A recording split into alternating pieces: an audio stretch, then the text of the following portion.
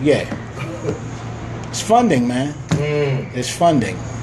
So let me ask you, Mr. Muse, what do you do? Is it music that relaxes you, or what is it that you do to kind of ease the pain, to kind of keep you, level? Well, you know what? I'll be 51 years old next month, and life comes full circle once you start to think about things. And they say hindsight is 20/20. I had a and I may get a little emotional when I say this. I had a praying grandmother. My grandmother was a Pentecostal evangelist, fire and brimstone preacher. You know what I mean? Holy Ghost rolling, Bible thumping woman. And I can remember when we first came here from West Virginia, we had moved up on Shipley Terrace over in the Southeast. And I would wake up sometimes at 2, 3 years old, 3, 4 in the morning with her praying over me. Her voice, her whispers would wake me up, and she'd be anointing my head with oil. I didn't know what it was about. At that age, it kind of scared me. I didn't know. I thought my grandma was a witch or something. But it's those prayers and that spirit of God that she put in me that's holding me together now. And I'd be the first to admit, I tell people, I'm a recovering drug addict. I spent 15 years active drug use. 11 of those years addicted to crack. And I'm not ashamed of it. But you ask God why you go through things like this. If I have never went through that, I might not be strong enough to deal with this now. So it all starts to make sense. I've been clean 21 years now. That's what's up, Mr. Muse. Yeah. That's heard it first, man, right here on Phocuz Radio, man. That's why I love this, man. I love this, man. Shout out, Mr. Muse, man. Keep going. Yeah. So, I'm every day is a struggle. And it's funny because as a single father, when my kids were born, I prayed. I said, Lord, if it ever comes a time when I need to have to take care of my kids by myself, allow me to be able to do that. And that actually happened. But one of my biggest fears, and I used to tell people all the time, I would rather see my children get hit by a bus and die than for them to disappear and me not know where they are.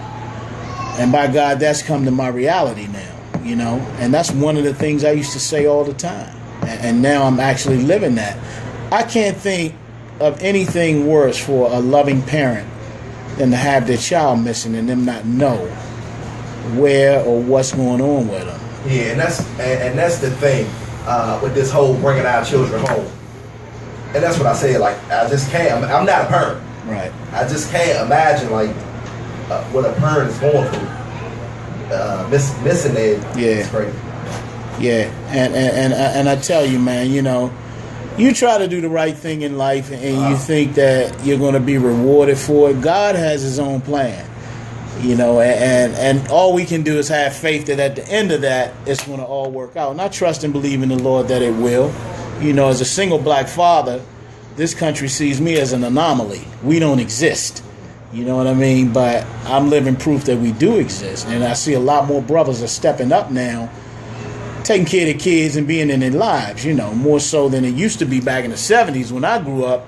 You have a whole street load of kids whose fathers weren't around, and that's one of the things that made me determined to be the best father I can be, because I didn't have a father. My father was a traveling musician who had a lot of kids, all over the place. Love him to death, but that's just the way it was, And, at this point, man, I'm praying for a miracle.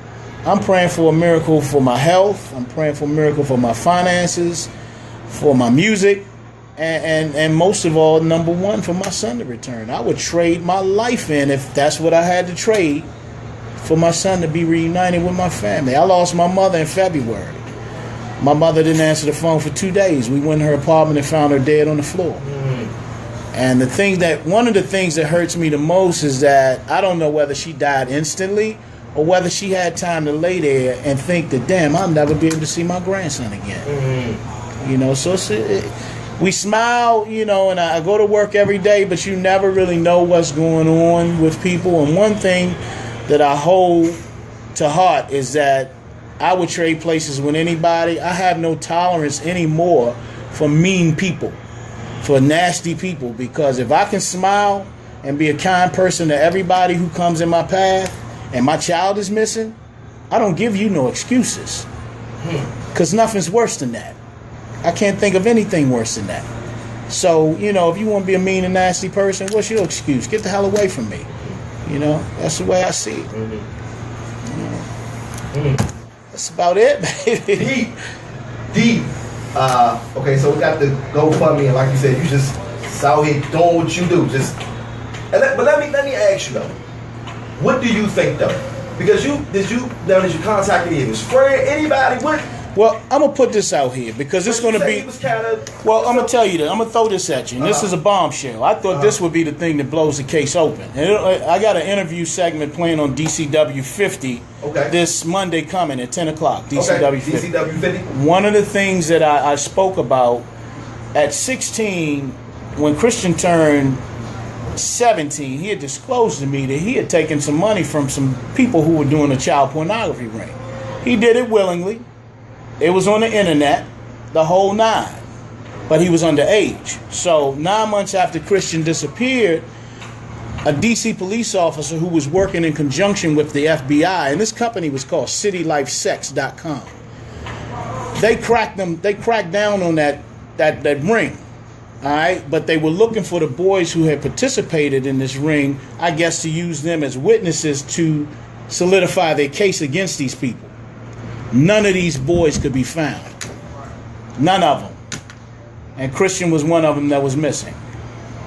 So I gave that information. So they had the people. Yeah, they caught the people. But they needed to find these boys to say, yeah, he gave me money to do this. Yeah, he gave me money to do this. You know, to solidify their case. What type of investigation did they do with them, though? Because it got to be more to them. I don't know, man. I don't know. The detective interviewed me. Again, he was a D.C. police officer, but he was working in conjunction with the FBI. So this ring was a local ring. And, you know, they were recruiting these boys, a lot of them underage, to have sex on the internet. And, you know, Christian was one of them. They couldn't find any of them. He showed me a picture of about 14 different boys. They couldn't find any of them. So all of them missing. But my thing is, when I gave this information to the PG County detective who's handling this case, I thought that would blow the case wide open. Nothing. I don't know whether they moved on that information. I don't know, because they don't contact me. Only time they contact me is to ask me, have I heard anything? Which I think is ludicrous.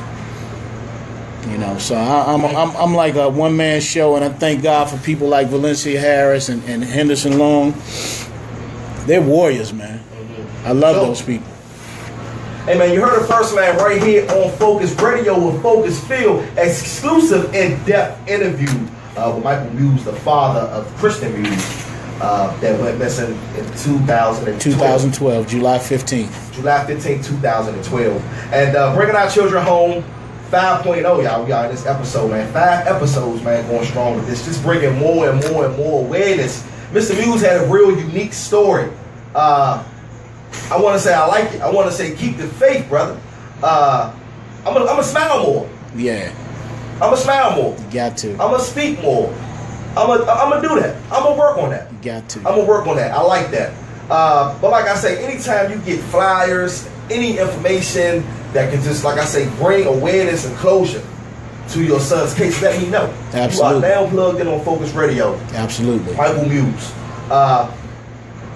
And bringing our children home. And some of these kids, it's different cases. What I learned, Mr. Muse, is like, you know, as far as, I didn't know. I thought kids, they get snatched, they miss it. Yeah. It's different cases. Right. You know, anything, runaways, right. You know, for particular reasons. Like you say, with Christian, don't really know what, different reasons. May not be just a snatch, it's different reasons. So it's different cases of it. But this case is critical. Yeah. You know, so that's why a lot of awareness is being brought to it, and I've learned that too. Right. I didn't know that. They say certain cases they pick like, no, this is a critical case, so we're going to go ahead and bring. But in your instance, I don't even understand that. I can't wrap my no news. I can't wrap my head. None. I mean, you know, media is there for ratings. So I guess with the advent of all of these missing girls going in D.C., here's a hot story. Let's jump on it and find out what else we can find out from whomever. You know, that's the way I see it.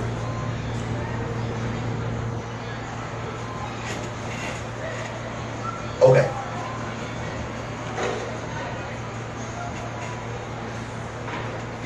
Give me one second. Stick my head out the window. Michael Muse, y'all heard it first. I'm sorry. That cell phone ringing, man. Another guest coming in. Tiffany Lancaster also works for War 8. May want to plug in with her, man. She has a seat on War 8. She's a poet, gonna drop some knowledge. Right. I heard it first, man. Michael Muse, check him out on Facebook, right? Yes, sir. If you want to reach him, man, just reach out. I reached out to him, and he's in the booth. So definitely bringing awareness to Christian Muse. Heard it first, y'all. Phocuz Field on Phocuz Radio. Coming up next, man, we got Tiffany Lancaster, and then coming up, we got my man LMC, and he gonna let us know how he keeps it rocking through that open mic circuit and how he got his name. And you know what's so funny, man? I went to college with this brother, and I seen his face when he sent me all the info to come on to the show. And I'm like, man, I know this dude. And the whole time, it's my buddy that I went to college with, y'all. Phocuz Radio, download the app, Win DC Radio. I'm sorry. Hello? Yeah, I'm right here. You said you got about, you got upstairs? Yeah, you gotta come. Upstage. You gotta come upstairs. You said you not Jimmy Jazz? Alright,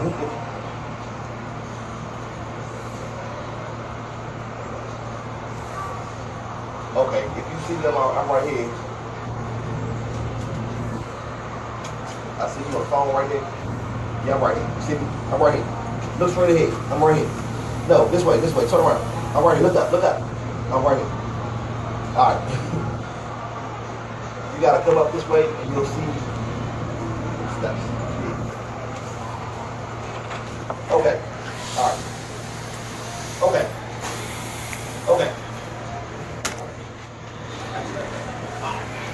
Got somebody coming in?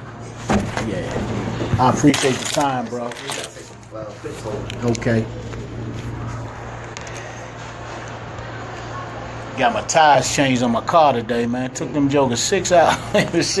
So I went for a long walk, man. I'm trying to lose this weight, man. Jesus. Yeah, man. Michael Muse, man. Y'all hinting on losing that weight. Me too, man. I'm trying to chop down on this stomach right here, man. You have to do it. Hey, y'all, man. Coming up. Like I say, man, hope y'all stay tuned. We got Tiffany Lancaster, War 8, and also a poet, man. We're going to get into some Tupac, man. It's so much pain. My pain runs deeper. Is Nico playing the music? Or you playing it off your phone? No, I don't. Oh, okay.